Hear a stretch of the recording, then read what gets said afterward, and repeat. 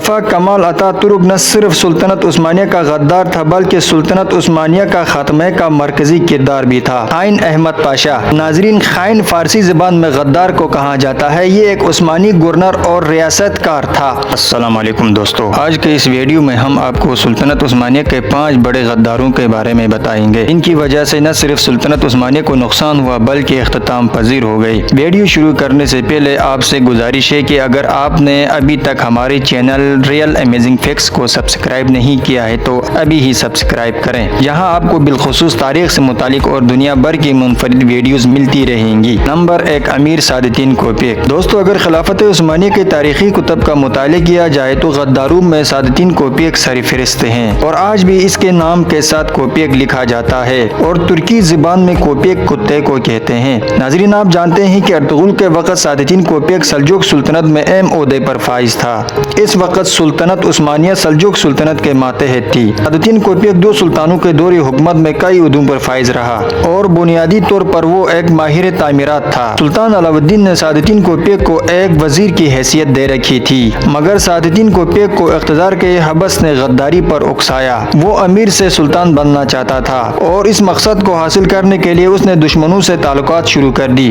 جو بھی اس کے راستے میں آیا اس نے موت کے گھاٹ اتار دیا۔ اس نے سلجوقی سلطنت کو توڑنے کے لیے بازنطینیوں، صلیبیوں اور منگولوں سے تعلقات بڑھائے، اور سلجوق سلطنت کی جڑیں کمزور کرنا شروع کر دی۔ ناظرین، ہم آپ کو بتاتے چلے منگولوں کے حملے کئی قبیلے جو کہ سلجوق سلطنت کے ماتحت تھی وہ سعادتین کوپیک کے کہنے پر ہوتے تھے، کیونکہ کئی قبیلے سلجوق سلطنت کا مضبوط اتحادی قبیلہ تھا۔ اقتدار کے لالچ میں سعادتین کوپیک نے سلطان علاء الدین کو زیر دے کر مار دیا۔ اس کے بعد اس کا بیٹا غیاث الدین نے اقتدار سنبھالا، مگر کوپیک نے اپنا مشن جاری رکھا۔ جب سلطان غیاث الدین کو کوپیک کے چالوں کا پتہ چلا وہ اب مجھے بھی مارنا چاہتا ہے تو اس نے اس کو قتل کر کے اس کی لاش کو ایک قلعے کے دروازے پر لٹکا دیا۔ نمبر 2، دندار بے۔ دوستو، سلطنت عثمانیہ میں پھانسی پہ چڑھنے والے غداروں میں دندار بے بھی سر فہرست ہیں۔ وہ تاریخ کے مشہور غازی ارطغرل کے بھائی اور خلافت عثمانیہ کے بانی عثمان کے چچا تھے۔ خلافت عثمانیہ کے قیام کے بعد دندار بے پر غداری کے الزام لگے۔ تاریخ کے مطابق دندار بے خود سلطنت عثمانیہ کا سربراہ بننا چاہتا تھا، اور غداری ثابت ہونے پر اسے عثمان بے نے خود قتل کر دیا۔ بعض مورخین کا خیال ہے کہ اسے عثمان بے نے نہیں مارا تھا۔ بعض کتابوں میں لکھا ہے کہ عثمان بے نے اپنے چچا کو اس لیے مارا تھا کہ اس کے کچھ حرکات ٹھیک نہیں تھے اور یہ مستقبل کے لیے خطرہ بننے جا رہا تھا۔ تاریخ میں اس حوالے سے بھی کوئی بات موجود نہیں کہ عثمان نے اپنے چچا کو کیسے اور کہاں مارا، لیکن عثمان کے ڈرامے سیریل کہانی سے پتہ چلتا ہے کہ عثمان بے نے اسے تیر سے مار کر قتل کر دیا تھا۔ نمبر 3، مصطفیٰ کمال پاشا اتا ترک۔ ناظرین، مصطفیٰ کمال اتا ترک نہ صرف سلطنت عثمانیہ کا غدار تھا بلکہ سلطنت عثمانیہ کا خاتمہ کا مرکزی کردار بھی تھا، اور یہ شخص خلافت عثمانیہ کے تابوت میں آخری کیل ثابت ہوا اور 3 براعظموں پر پھیلی ایک عظیم سلطنت کا 600 سالہ دور حکومت اختتام پذیر ہوئی۔ دوستو، مصطفیٰ پاشا اتا ترک سن 1881 میں پیدا ہوا۔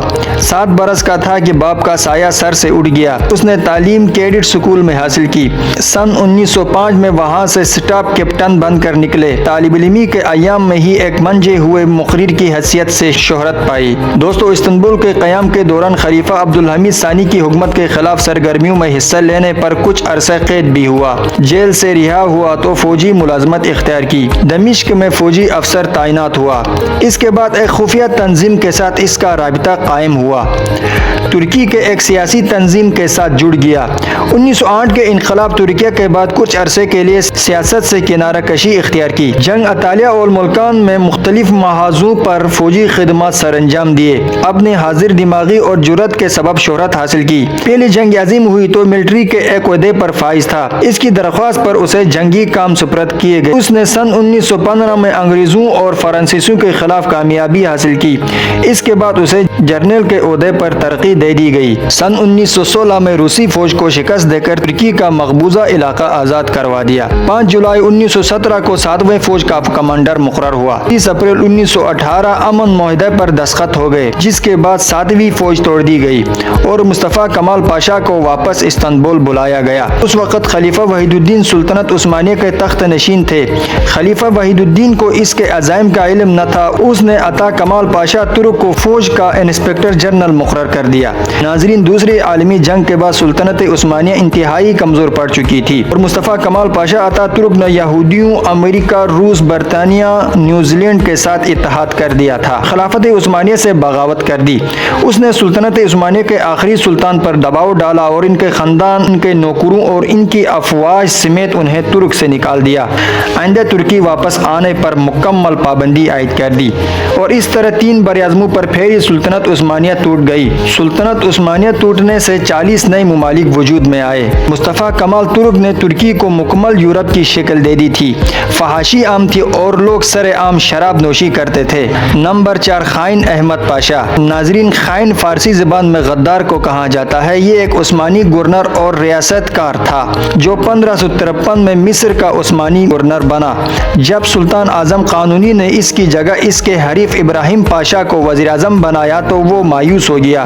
اس نے سلطنت عثمانیہ سے خود مختاری کا اعلان کر کے سلطان مصر ہونے کا اعلان کر دیا۔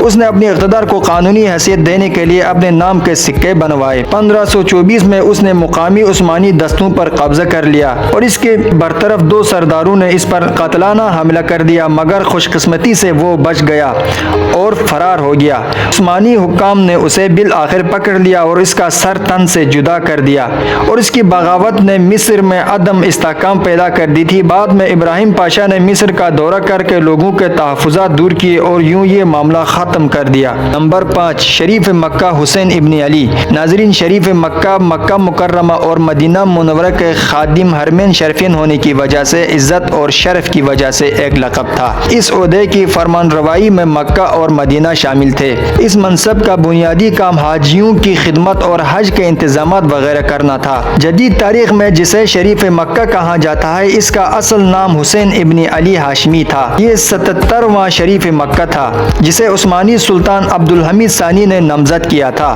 ناظرین، شریف مکہ کا شمار خلافت عثمانیہ کے بڑے غداروں میں سے ہوتا ہے، جس نے اقتدار کی لالچ کے لیے مدینہ منورہ اور مکہ مکرمہ جیسے پاک جگہ میں خون ریزی کی تھی۔ دوستو، انگریزوں کو عرب میں ترکوں کے خلاف جب کامیابی نہیں مل رہی تھی تو مشہور زمانہ جاسوس لارس آف عربیہ نے حسین ابن علی المعروف شریف مکہ کو ترکوں کے خلاف استعمال کرنے کی ترکیب دی اور اسے کہا کہ تم عربی ہو جبکہ ترک عجمی ہے اور وہ پورے عرب پر حکومت کر رہے ہیں، اور مزید یہ کہ شریف مکہ کو پورے عرب پر حکومت کے خواب دکھائے، جس پر انہوں نے ترکوں کے خلاف بغاوت کر دی۔ 1916 کا سال عرب میں ترکوں کے خلاف بغاوت کا سال تھا۔ 1918 میں آخرکار ترکوں نے حسین ابن علی سے شکست کھائی اور یوں انگریزوں کے مدد سے اس شخص نے سلطنت عثمانیہ کا عرب سے خاتمہ کر دیا۔